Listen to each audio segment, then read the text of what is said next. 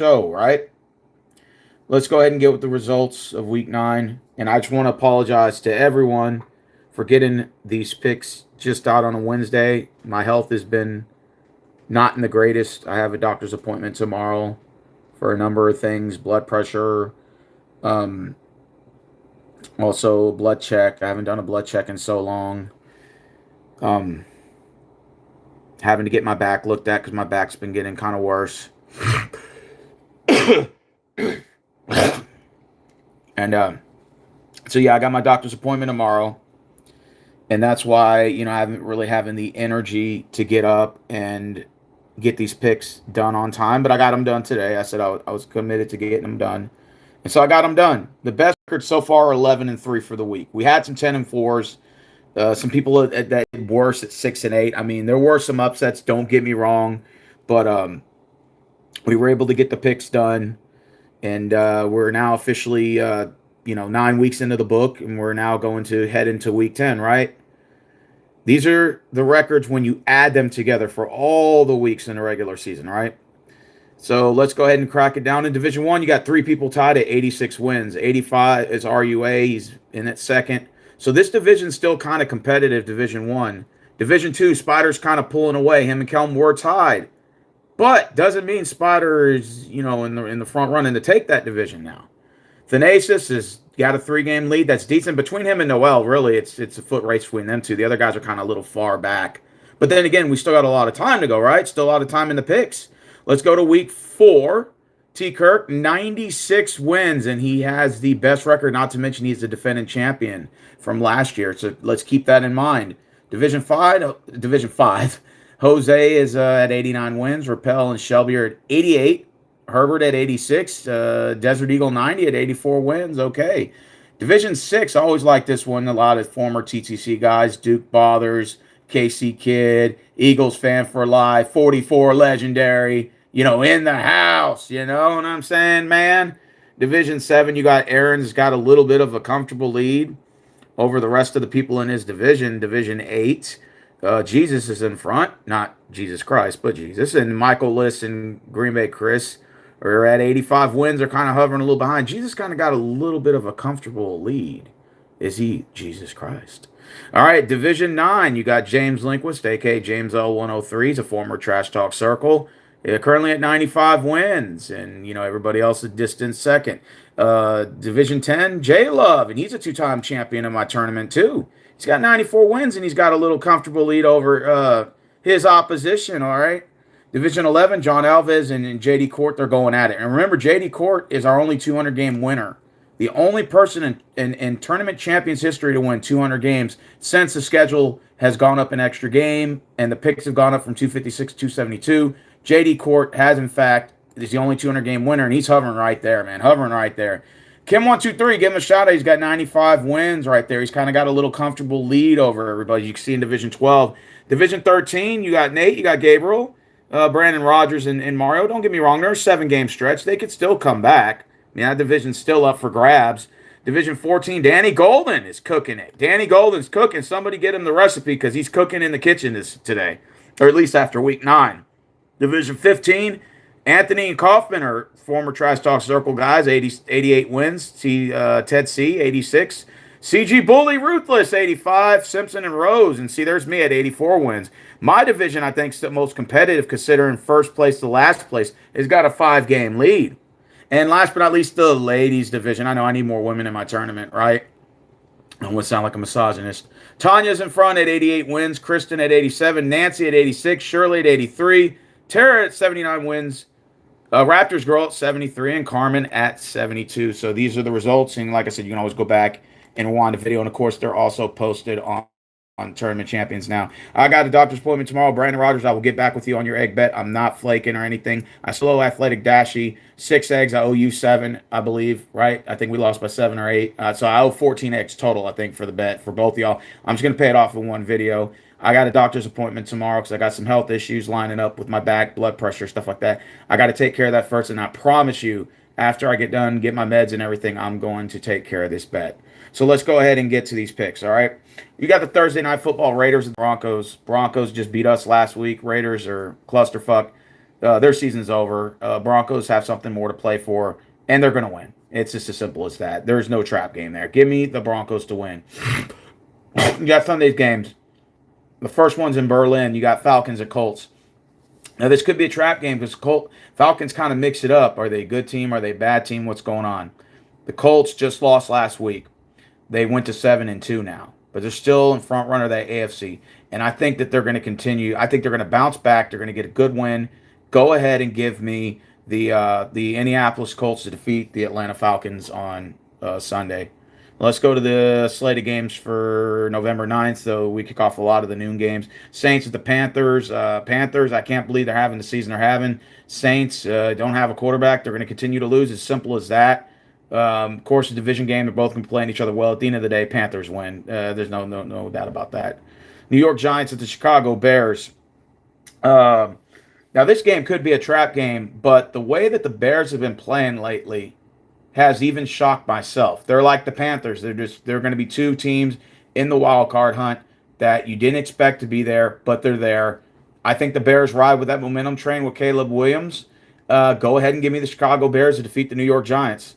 Jacksonville at Houston. Now, I would have had Houston, hands down, until I found out my boy C.J. Stroud is not playing. I'm not going to, why would I bet on the Texans? Considering the fact Davis Mills is going to come in, who's a systems quarterback, check down Charlie kind of guy. He's like a Ryan Fitzpatrick type of guy, just there for the moment. I guess he can get some more reps in, call his family up, tell him to head down to NRG Stadium to come watch him play probably one of his last starts, at least under our uniform, unless C.J. Stroud is going to be out longer. The Jacksonville Jaguars 5-3. I know they beat the Raiders in that overtime or whatever to prevent the tie or whatever. They could have stuck it to Jacksonville by taking the tie, but instead they went for two and missed. Nonetheless, I think Jacksonville comes into Houston and gets the win. They're going to sweep us for the first time since 2017. I see it coming. Buffalo Bills at the Miami Dolphins. Dolphins are trash. No offense. Buffalo Bills are playing a little bit good football. Of course, it's going to be a good AFC East showdown, but it doesn't matter. Buffalo Bills win. Baltimore Ravens at the Minnesota Vikings. Now that Lamar Jackson is back, I'm expecting to see the Ravens come back with some sort of momentum here. Pendulum swing, right? At 2-5, could be very well 5-5. Who knows? I think this is it. I think this is the time where you're going to see the Ravens turn it around. I think they go in Minnesota. They play very good on defensively. I think the Ravens get their shit together with Lamar Jackson. That offense plays on all four cylinders. When Lamar Jackson is playing, he's going to play. Give me the Baltimore Ravens to defeat Carson Wentz and the Minnesota Vikings. Well, this is my Tank Bowl matchup. You got the Browns and the Jets, the shitty matchup of the week, the toilet bowl matchup of the week. Two of these shit-faced teams. Who's going to win this game? Browns, Jets. Who's starting for the Browns? Dylan Gabriel. Why don't you start Shedeur Sanders? Come on, Jimmy. Haslam, why don't you start Shedeur Sanders, man? And for the New York Jets, who's starting is it Justin Fields? Oh, my God, this is going to be one hell of a matchup, might I say. Something tells me that the Browns might brown it out and lose, but then again, the Jets might continue their momentum and win. Despite the fact they had their bye weeks, they're technically on a 2-game winning streak, hence the first win they had 2 weeks ago.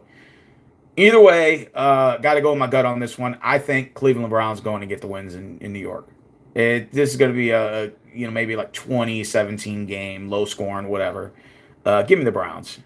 I think the Browns actually win and screw up their draft pick. Patriots at the Buccaneers, possibly game of the week. In fact, I'm going to say it's going to be game of the week. Patriots and Bucks only if Tom Brady wasn't still playing for the Bucks right now. He'd be in his 5th year, and they'd be going up against his arch nemesis, the New England Patriots. New England has definitely turned it around. Buccaneers are playing on all 4 cylinders. This was a hard game to pick. I went back and forth like a swing saw. And I just had to narrow it down to who's at home. Bucks are at home. I'm going to pick the Bucks. They're at home. And so, when you get confused, go with the home team. If you're still confused, go with your gut. All right. Now we go to the next game. Cardinals and Seahawks. What happened to the Cardinals? They were 2-0 to start the year. I actually picked them to win that division this year. Boy, was I wrong. They've gone 1-5 since. Yeah, they're going at Seattle. Sam Darnold seems to be getting it together. Sam Darnold's the new Geno Smith, but when Geno Smith was good when he first had a comeback player. I like Sam Darnold. I like the Seahawks team. Go ahead and give me Brandon Rodgers and the Seattle Seahawks to defeat the Arizona Cardinals. Sorry, they're going to go 7-2. LA Rams at San Francisco. Now, this is going to be a good game. This is a showdown of the NFC West. Now, the Niners should have beaten the Texans 2 weeks ago, and really they should have been 7-2. But, sometimes trap games happen, right? And they're taking on the LA Rams. LA Rams are coming to town. And LA Rams had a bye. Niners have not had their bye yet. Not that it really matters. This game, of course, could go back and forth because this is an NFC West showdown. But when you always get confused, my number one rule is you always go with the home team.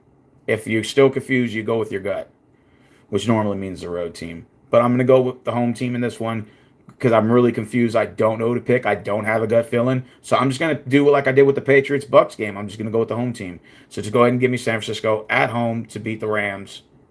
I think it'll be a nail biter, a final drive kind of ordeal where either the Rams miss on the final drive or the Niners hit on the final drive. I think it's going to be something like that. But give me the 49ers to win in a close shootout. Okay, let me go to the next one. Detroit Lions at the Commanders. Commanders are on a downhill, and I think they're going to continue going a downhill. I think despite the fact that the Lions are 5-3 and not having the start they thought they were going to have, I think they get I mean, this could be, if there's any trap game this week, it's probably this one.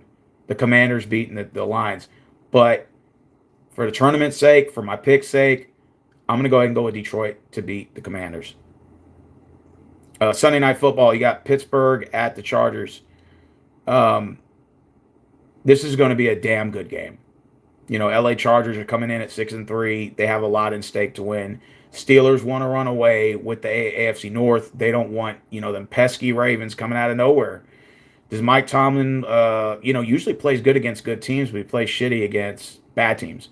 And so this is a really good team. This is a game where Pittsburgh could come in and win this one. But I'm confused. And, like I said, and what does your gut tell you? My gut doesn't tell me anything, so I'm just going to go with the home team. There's 3 games on this slate where I just had to go with the home team. Okay? Now, let's go to the final game. I'm going to pick the Chargers, by the way.